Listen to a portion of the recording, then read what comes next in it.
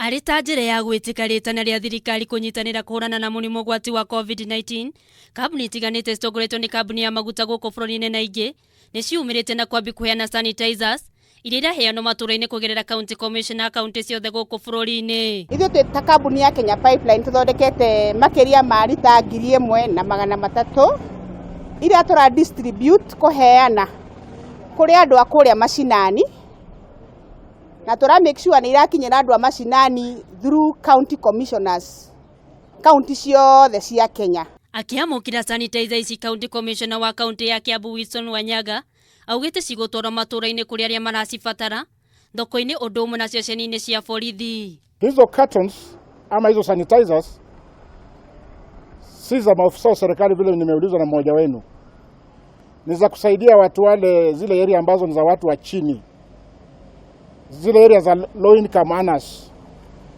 zile areas ambazo ni za those people who are highly vulnerable. Amwe arĩa matongoragia mĩhang'o ĩno makĩũria kambuni ingĩ na andũ a wendi mwega gũthiĩ na mbere na kũnyitanĩra gũteithĩrĩria thirikari kũhũrana na mũrimũ ũyũ wa COVID-19. Oria andũ a wendi mwega moke matũnyite guoko na ithuĩ nĩgetha tũhote gũsupply na gũthondekera wananchi tũrire andũ aitũ kumana na mũrimũ ũyũ wa corona. Handũ-inĩ ha Kameme TV, ngetwo Njeri wa Gitau.